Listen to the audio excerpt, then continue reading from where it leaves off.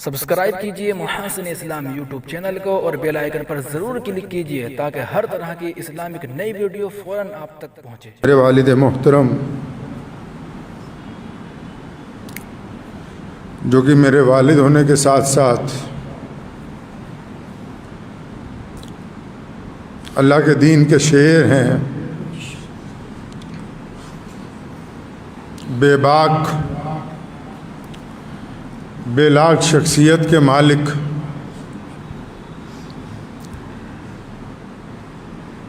اور عشق رسول اور اسلام میں پوری طاقت کے ساتھ چلنے کے ساتھ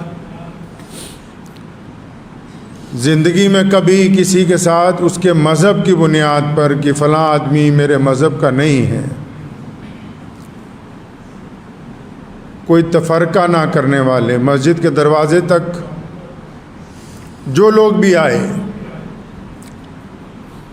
بنا ان کا رنگ، ان کی نسل، ان کا مذہب دیکھے ہوئے، اس نیت کے ساتھ کہ ہمارے پیارے نبی حضرت محمد رسول اللہ صلی اللہ علیہ وسلم نے ہمیں انسانیت کی تحفظ کے لیے، انسانیت کی فلاح و بہبود کے لیے بھیجا ہے، اس کام کو لگے رہے۔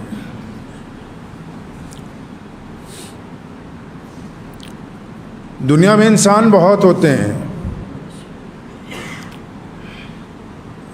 آتے ہیں چلے جاتے ہیں،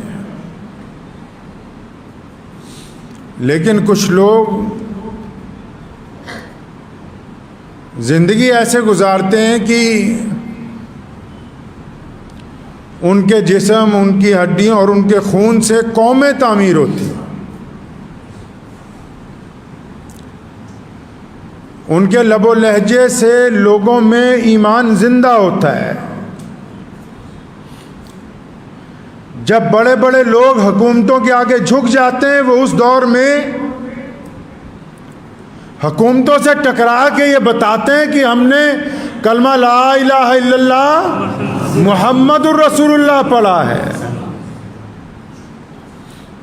جب یہ کہنے والے لوگ کہ اللہ کے علاوہ ہم کسی سے نہیں ڈرتے اور وہ ڈر جاتے ہیں، ایسے دور میں یہ اللہ کے شیر جو ہیں جب گرجتے ہیں تو کفر کے اوپر ہیبت طاری ہو جاتی ہے۔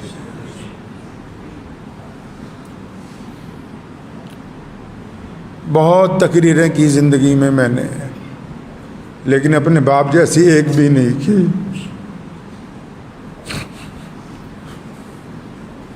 میں اکثر کہا کرتا تھا، ابو جی تھوڑا رک کے بولیں، تو وہاں لکھ کے لگایا کہ خالد ابن ولید رضی اللہ تعالی نے فرمایا کہ اگر موت مقدر ہے تو زندگی بچا نہیں سکتی، اور اگر موت مقدر نہیں ہے تو زندگی موت کو گرا کے تمہارے پاس پہنچ جائے گی۔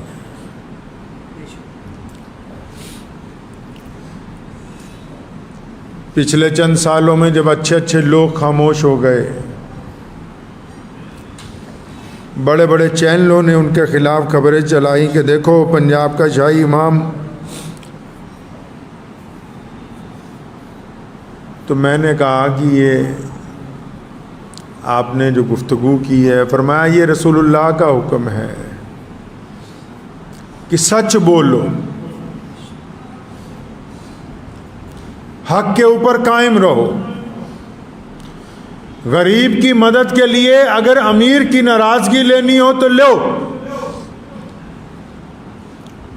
مظلوم کی مدد کے لیے اگر کسی چودھری کے ساتھ ٹکرانا ہو تو ٹکراؤ۔ دین اسلام کے تحفظ کے لیے ہمیں کہا کرتے تھے کہ اسلام اور مسلمانوں کے تحفظ کے لیے کبھی یہ نہیں سوچنا کہ فلاں افسر ناراض ہو جائے گا، فلاں حکومت ناراض ہو جائے گی، کہیں گے جب تک اللہ پہ یقین رکھ کے اپنی قوم کے لیے کھڑے رہو گے، دنیا کی کوئی طاقت تمہیں گرانے والی نہیں۔ رات ہم لوگ ساتھ تھے جب ان کا انتقال ہوا، بہت دیر کلمہ شریف کا ورد کرتے رہے، درود شریف پڑھتے رہے. ہوش آتی تھی تو میری والدہ وہ کہتے تھے وضو کراؤ نماز پڑھ لیں. سبق دیا اپنے ساتھیوں کو، اپنے بچوں کو، اپنے خاندان کے لوگوں کو کہ نماز کے ساتھ طاقت حاصل کرنی ہے. 25 دن پہلے چنئی گئے ہم ابو جان کو لے کے، وہاں لیور کا آپریشن تھا. تو ڈاکٹر جب کرنے لگا تو اس نے کہا کہ آپ کو تھوڑا سا بے ہوشی کا انجیکشن دیا ہے، لیکن آپ کو پتہ لگے گا کہ ہو کیا رہا ہے، تو آپ کیا تکلیف برداشت کریں گے؟ تو میں جب گیا مجھے کہنے لگے، میں ڈاکٹر کو کہا کہ تم اپنا کام کرو، میں درود شریف پڑھ رہا ہوں. موت تو مقرر ہے، لیکن ایسے لوگ کم ہوتے ہیں کہ جن کا نام لے کے لاکھوں لوگوں کا کام بن جائے. جو کروڑ پتی لوگوں کے گھر ہی نہ گئے ہوں کبھی، اور غریب کی جھونپڑی میں بار بار جاتے ہیں. مجھے یاد ہے ابھی پچھلے سال کی بات ہے، ابو جان یہاں بیٹھے ہوئے تھے، کوئی صاحب آئے بنگلور سے، یہاں کسی شادی میں آئے تھے، بہت رئیس آدمی تھے. تو ابو سے ملنے کے بعد جب واپس جانے لگے پھر لوٹ کے آئے. باپ بیٹا بیٹھ گئے. کہنے لگے حضرت میں یہ چاہتا ہوں کہ آپ کے بچے، آپ کی بیوی ہماری طرف سے عمرے پہ جائیں.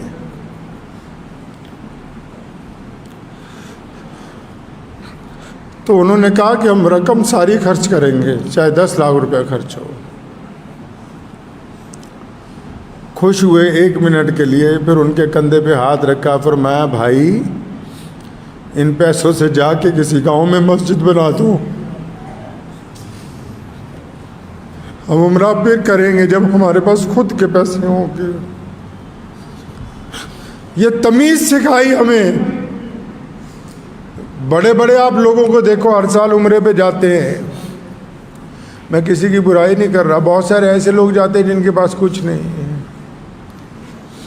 فرماتے تھے تب جاؤں گا جب ہمارے پاس خود کچھ ہوگا، لیکن میرے رسول اللہ نے میری ڈیوٹی یہاں لگائی ہے کہ میری امت کو تکلیف نہ ہو، تو میں یہ ڈیوٹی پہلے نبھاؤں گا. تاریخ اسلام کے سب سے بڑے مجاہد سلطان صلاح الدین ایوبی کا جب انتقال ہوا، حج بیت اللہ کے لیے پیسے نہیں تھے. بڑی عزت اور شہرت اس میں نہیں ہے کہ کتنی دفعہ اس حج اور عمرہ کر لیا.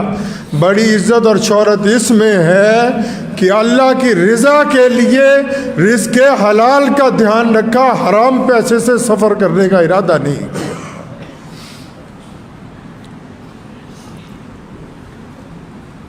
مجھے احساس ہے کہ وہ میرے والد کا نہیں انتقال ہوا، پورے پنجاب کے لاکھوں مسلمانوں کے سرپرست کا انتقال ہوا ہے.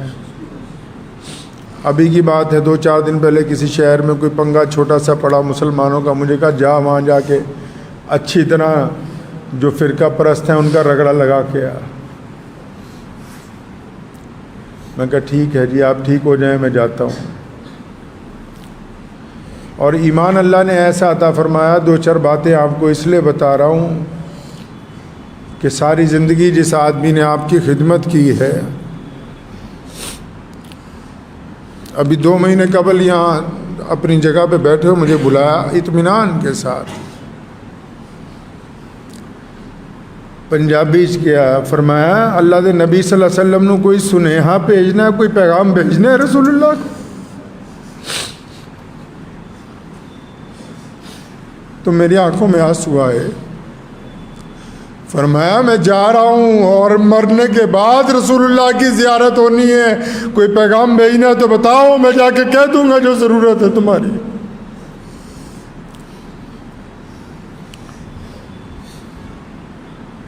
ساری زندگی شمشیر اٹھا کے ہاتھ میں پھرے. اس دن چچا محترم کو کہنے لگے میرا انتقال ہو جائے تو ساتھ میں رکھنا. بے باک تھے نا. کبھی کوئی وزیر اعظم آیا تو بٹھا لیا اس کو کہ میں دعا کر رہا ہوں تیرے لیے تو مسلمان ہو جا.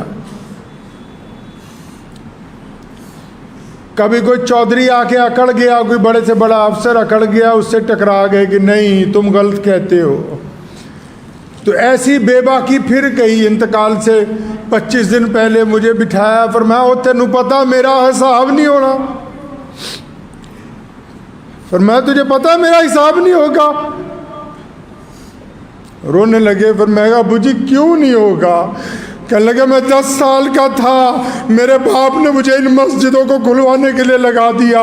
میں 10 سال کی عمر سے اللہ کے راستے میں لڑ رہا ہوں, اور میرا ہی اگر حساب ہوگا تو پھر کیا ہو سکتا ہے؟ اور میں نے ایسے ہی جانا ہے. مجھے لگا کہ میرا باپ صرف حکومت میں بڑے بڑے لوگوں سے نہیں ٹکراتا, اس کو اپنے اللہ اور اس کے رسول سے محبت اتنی ہے یہ ان فرشتوں کو بھی خاطر میں نہیں لاتا جو راستے میں آنے کے منتظر ہیں ابھی. فرمایا میں 10 سال کا تھا, میرے باپ نے کہا کوٹ محلے کی مسجد میں اذان دے, لوگ پتھر مارتے تھے. پھر ڈیوٹی لگا دی کہ صوفیہ باغ کی مسجد میں 5 وقت نماز پڑھنی ہے. کوئی تھا ہی نہیں نماز پڑھنے والا. جب جانا لوگوں نے اینٹیں پتھر مارنی کہ کم از کم یہ چھوڑ جائے مسجد کو. یہ جو پنجاب میں لاکھوں مسلمانوں کی عزت اور شان اور شوکت ہے, اس کی بنیادوں میں مولانا حبیب الرحمان ثانی لدھیانوی نے اپنا خون ڈالا, اپنی ہڈیاں ڈالی, تبھی تو 63 سال میں چلے گئے, ورنہ تو لوگ 90 سال کے بڑے اطمینان سے بیٹھے ہیں. مجھے ایک صاحب نے پوچھا رات, کہنے لگے عمر بہت کم ہے, 63 سال ہی ہے. تو میں کہا تو نہیں سمجھو گے, یہ عشق کی بات ہے, یہ عشق کی بات ہے. ہم نے کبھی اپنے باپ کو سنت کے علاوہ کوئی کام کرتے ہوئے نہیں دیکھا.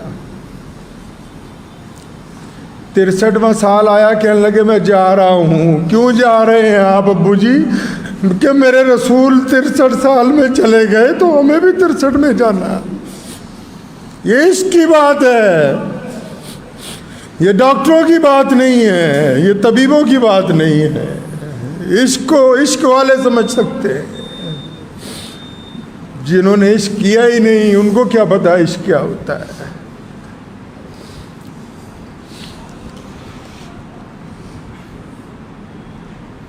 اپنے والد محترم کے انتقال کے فوراً بعد 30 سال کی عمر میں ذمہ داری مل گئی. لوگ دیکھتے تھے, لوگ سمجھتے تھے بہت لمبی عمر کے ہیں, لیکن اس طرح اس خوش اسلوبی کے ساتھ زندگی گزاری کہ ہمیں بھی سکھایا. لاکھوں لوگ آتے ہیں, ہزاروں لوگ پیسے لے کے کہ حضرت اتنے پیسے لے لو, فلاں افسر کو بس ایک فون کرنا ہے کام ہو جائے گا. فرمایا حرام کا پیسہ میں اپنی اولاد کے حلق سے نیچے نہیں اتاروں. دولت کا کیا ہے, دولت کبھی بھی کمائی جا سکتی ہے, عزت نہیں کما سکتے. اور عزت بھی کون سی؟ جو اللہ اور اس کے رسول صلی اللہ علیہ وسلم والی, جس نے لاکھوں لوگوں کے دلوں میں جذبہ پیدا کیا, پورے ملک میں گھوم گئے. اکیلا پنجاب نے کوئی صوبہ نہیں چھوڑا جہاں نہیں گئے, تلوار اٹھائی چل پڑے. یہ کس لیے جا رہے ہیں؟ فرمایا میں چاہتا ہوں یہ کم از کم ان کا ضمیر زندہ رہے, ضمیر نہ مردہ. ملک کی بات آئی, کوئی دن کوئی سال ایسا نہیں گزرا جس دن 15 اگست کو جھنڈا نہ لہرایا ہو. لیکن ملک میں اگر کسی نے اقلیتوں کے ساتھ گنڈا کرنے کی کوشش کی ہو تو کوئی دن بھی ایسا نہیں گزرا کہ ان گنڈوں کا جواب نہ دیا.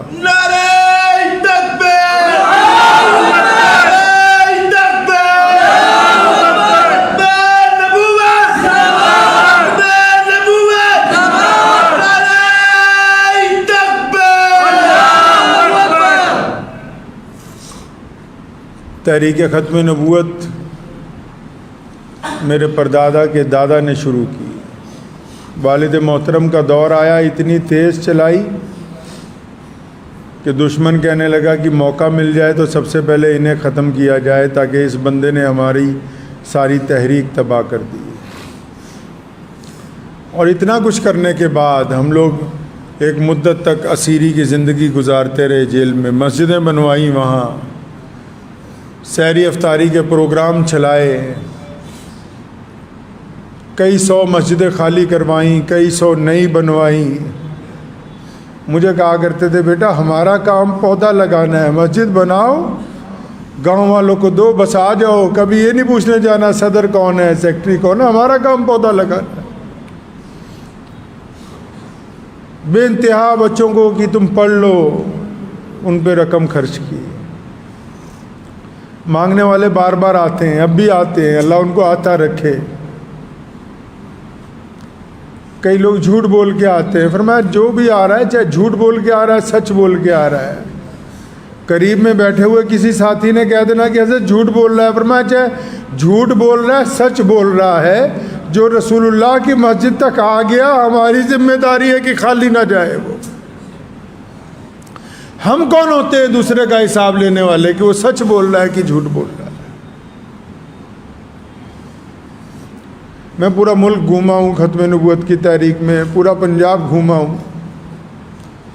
جاتا تھا تو مستقیم بھائی بیٹھے ہوئے ہم لوگ، ہمیں پتہ تھا کہ پیچھے ہمارے ایک بہت بڑی طاقت موجود ہے، جہاں مرضی اٹھے چل پڑے، بس جس سے دل چاہ ٹکرا گئے۔ خدا کی قسم ایسے ایسے گنڈوں کو سرنگو کیا کہ لوگ اندازہ نہیں لگا سکتے، بس اسی لیے کہ پیچھے ہمارا باپ بیٹھا ہوا ہے۔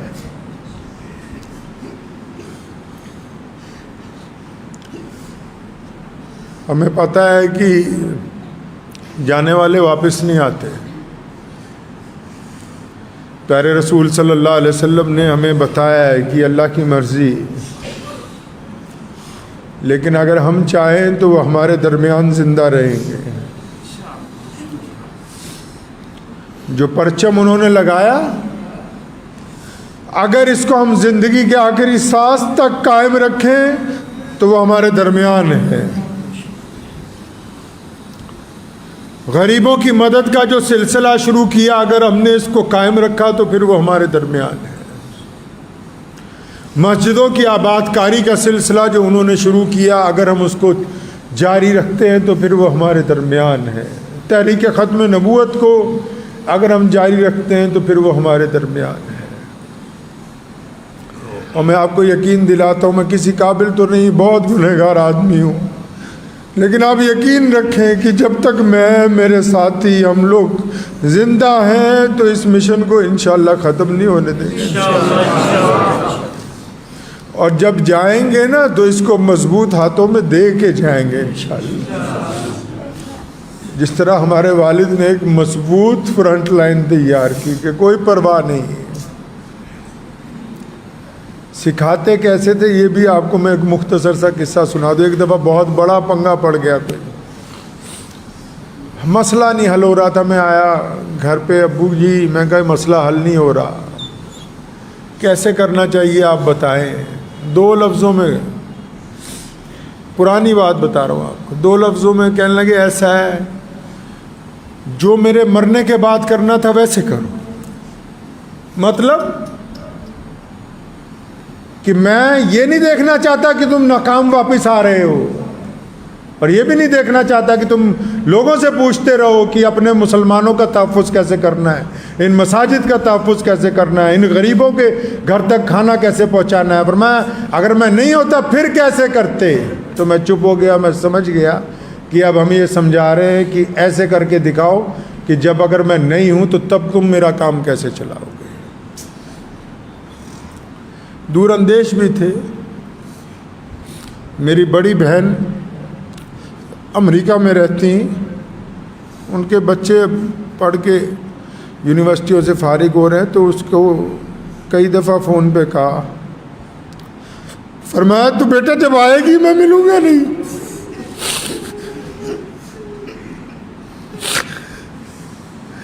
تو یہ اس سال بھی پھر تو ابھی جب زیادہ بیمار ہوئے تو ان کا فون روز آتا ہے میری ہمشیرہ کا، تو میں نے کہا باجی آپ جلدی آئیں، آپ سے ابو ملنا چاہتے ہیں۔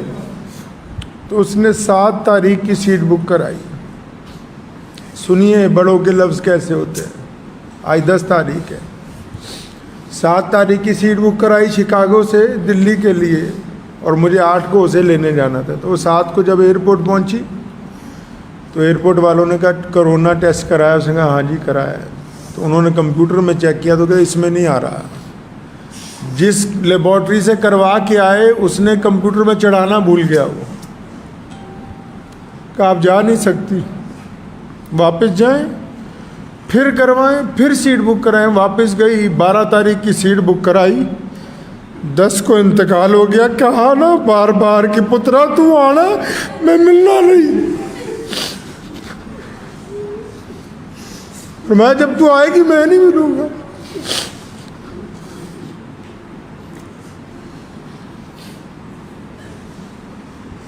اکثر ہمیں سمجھاتے رہتے تھے کہ جب کوئی مانگنے والا آ جائے ڈانٹنا نہیں اس کو، پر میں وہ اللہ سے مانگنے آ رہا ہے، ہمیں تو اللہ نے ویسے ہی بیچ میں پھنسا رکھا، عزت دے رکھی ہے کہ جاؤ جا کے ان سے لے لو۔ بعض اوقات ہم نہیں ہوتے تھے، کہیں سفر پہ چلے گئے، کوئی غریب مسلمان آ گیا، کوئی کام پڑ گیا تو خود ہی اٹھا کے سیدھا ہی تھانے دار کو فون کرتے ہیں۔ بعض افسران پریشان ہو جاتے، بھائی شاہی امام صاحب کا سیدھا فون آیا، کیا بات ہو گئی؟ کتنے غیر مسلم دوستوں کو فون کر کے ان کی خیریت پوچھنی۔ کھانا کھانے بیٹھتے تھے، خود بعد میں کھلاتے، اپنے ماتحت جو ساتھ میں باہر جاتے سیکورٹی والے کی پہلے ان کو کھلاؤ۔ کچھ بہترین پکے تو جتنے غیر مسلم جاننے والے کہ بھی ان کے گھر بھجوا دو پہلے۔ ان لوگوں کے لیے دعائیں کرتے رہے جو ان کے لیے بد دعائیں کرتے رہے۔ بڑی خواہش تھی مجھے کہ یار میں حج کرنا ہے، تو صرف عمرے پہ ایک دفعہ جا سکے۔ ہوا وہ یوں کہ انگلینڈ جا رہے تھے تو مجھے کہنے لگے عمرہ کرنا ہے۔ میں ہم دلی گیا تو پتہ لگا عمرے کا ویزا نہیں ملتا حج کے دنوں میں۔ امبیسی والوں سے میں ملا، وہ کہتے ویزا نہیں ملے گا۔ تو میرے دادا محترم شاہ سعود اول کے دوست تھے جو سعودی عرب کا بادشاہ ہے، جو بادشاہ ہے اس کے دادا دوست تھے۔ یار تم ہمیں اجازت ہی نہیں دیتے ہو ان دنوں میں جب عام لوگ نہیں جا سکتے۔ تو میرا ایجنٹ کہتا تھا نہیں ملے گا، تو شام کو ویزا لگ کے آ گیا اور رات کو بیت اللہ میں پہنچ گئے اللہ کے فضل و کرم سے، تاکہ یہ سیدھے راستے پہ قائم رہے۔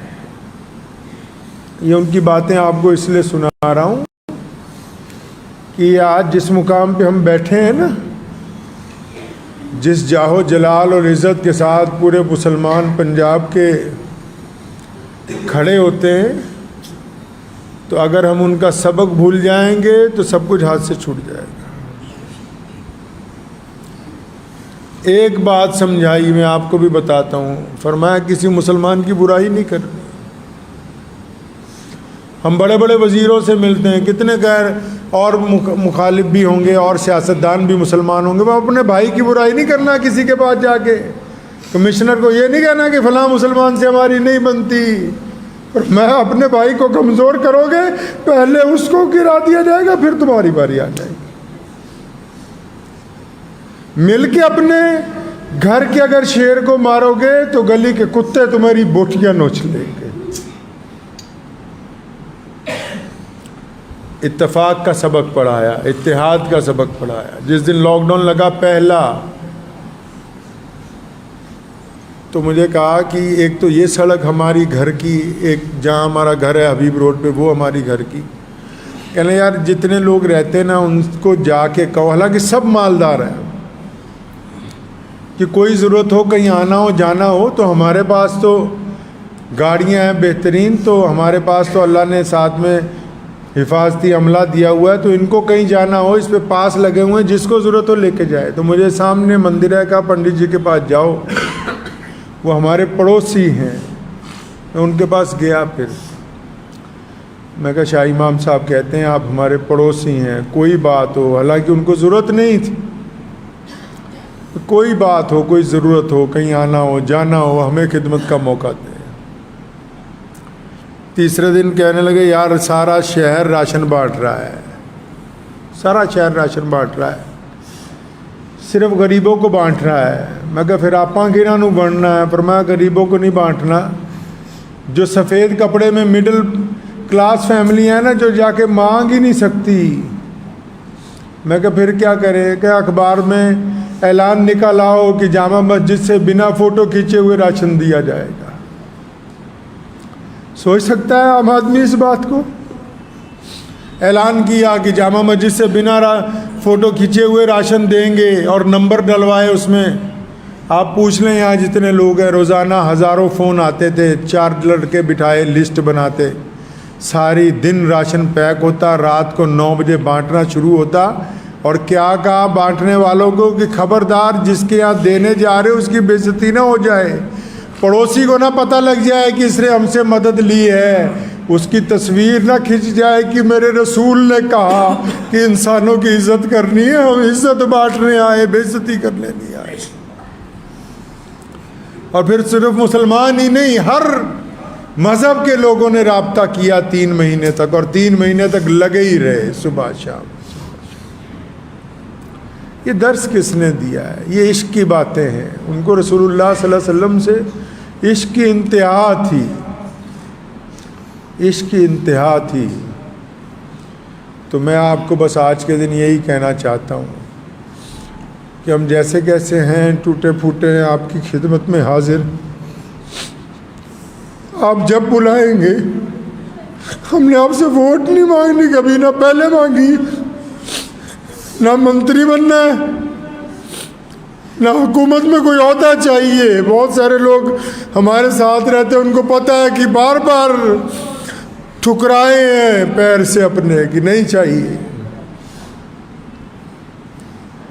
بس دعا کیجئے کہ اللہ تعالیٰ دین کی اس خدمت کو ہماری نسلوں میں باقی رکھے، اور اللہ تعالیٰ اس وقت تک ہمیں قائم رکھے جب تک اس کو اگلی نسل میں منتقل نہ کر دے، اور اپنے والد محترم کے مشن کو قائم اور دائم رکھیں۔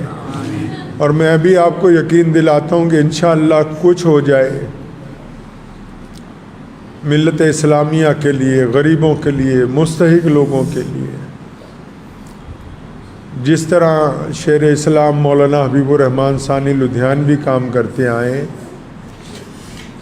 ہم اسی طرح تو نہیں کر سکتے، لیکن ان کی نقل کرتے ہیں۔ اور اگر کسی بھائی کو کانٹا بھی چبھ گیا تو حسب روایت رات کے اندھیرے میں اٹھ کے اس کے گھر تک پہنچیں گے۔